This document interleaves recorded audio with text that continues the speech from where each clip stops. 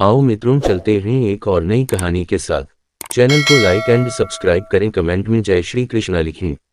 महाभारत में दुर्योधन का स्वर्ग जाना एक गूढ़ और विवादास्पद विषय है, जो न केवल हिंदू धर्मग्रंथों की गहरी समझ की मांग करता है, बल्कि जीवन, कर्म और मोक्ष के विषय पर विभिन्न दृष्टिकोणों को भी सामने रखता है।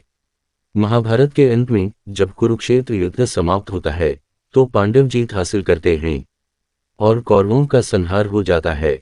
दुर्योधन, जो कि कौरवों का नेता था, अपने जीवन के अंतिम क्षणों में मृत्यु को प्राप्त करता है। इसके बाद महाभारत में उल्लेख है कि दुर्योधन को स्वर्ग में स्थान प्राप्त होता है। दुर्योधन के स्वर्ग जाने के कारण। 1. कर्म का फल। महाभारत में यह कहा गया है कि हर व्यक्ति को अपने कर्मों के अनुसार ही फल प्राप्त होता है। दुर्योधन ने अपने जीवन में बहुत से ऐसे कर्म किए जो अधर्म के मार्ग पर थे, जैसे पांडवों का अपमान, द्रौपदी का चिरहरण और कौरवों के समर्थन से कई अनैतिक काम। लेकिन यह भी सत्य है कि उसने अपने जीवन में कुछ ऐसे कार्य भी किए जो धर्म के अनुसार थे। उसने अपने राजधर्म का पालन किया, अपने राज्य और परिवार के प्रति निष्ठा रखी और अपने सगे संबंधियों के प्रति प्रेम भाव रखा। इन सभी अच्छे कर्मों के कारण उसे स्वर्ग में स्थान मिला। 2. वीरता और साहस। दुर्योधन एक योद्धा था जिसने कुरुक्षेत्र के युद्ध में अपनी पूरी वीरता और साहस का प्रदर्शन किया। वह युद्ध के अंतिम समय तक लड़ता रहा और युद्ध में अपने प्राणों की आहुति दी। हिंदू धर्म में युद्ध में मारे गए वीरों को विशेष दर्जा दिया जाता है। यह मान्यता है कि जो व्यक्ति युद्ध में साहसपूर्वक अपने कर्तव्यों का पालन करते हुए प्राण त्यागता है, वह स्वर्ग में स्थान पाता है।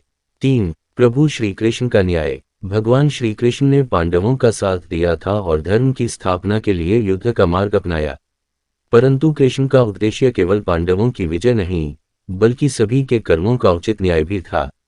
दुर्योधन का स्वर्ग जाना इस बात का संकेत है कि कृष्ण का न्याय किसी के प्रति पक्षपात नहीं करता। उन्होंने दुर्योधन को उसके युद्ध में किए गए अद्भुत साहस और वीरता के कारण स्वर्ग में स्थान दिया। इससे यह संदेश मिलता है कि कृष्ण ने दुर्योधन के कर्मों का न्याय करते समय केवल उसके अधर्म को ही नहीं, बल्कि उसके जीवन के सभी पहलुओं को ध्यान में रखा। 4. मानवता का पाठ। महाभारत के इस प्रसंग से यह शिक्षा मिलती है कि मनुष्य केवल अच्छे या बुरे कार्यों का पुतला नहीं है, बल्कि उसमें विभिन्न भावनाओं और गुणों का मिश्रण है। दुर्योधन, भले ही उसने पांडवों के प्रति गलत व्यवहार किया हो, लेकिन उसमें अपने परिवार के प्रति प्रेम, अपने राज्य के प्रति निष्ठा और युद्ध में अदम्य साहस जैसे गुण भी थे। इन गुणों ने उसे स्वर्ग का अधिकार दिलाया। यह महाभारत का एक महत्वपूर्ण संदेश है कि हमें किसी व्यक्ति को केवल उसके बुरे कर्मों के आधार पर नहीं आंकना चाहिए, बल्कि उसके समग्र व्यक्तित्व पर ध्यान देना चाहिए। 5. कर्म और धर्म का जटिल स्वरूप।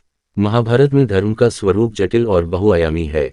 यहाँ धर्म का अर्थ केवल अच्छे कर्म करना ही नहीं है, बल्कि अपने कर्तव्यों का पालन करना, रिश्तों का सम्मान करना और समाज के प्रति उत्तरदायित्व निभाना भी है। दुर्योधन का स्वर्ग में स्थान पाने का प्रसंग इस बात का प्रतीक है कि केवल पांडवों के जीतने से ही धर्म की स्थापना नहीं होती, बल्कि सभी पात्रों के कर्मों का सम्यक न्याय भी आवश्यक है। निष्कर्ष। दुर्योधन का स्वर्ग जाना महाभारत के कथानक में गहरी दार्शनिकता और न्याय के मर्म को उजागर करता है।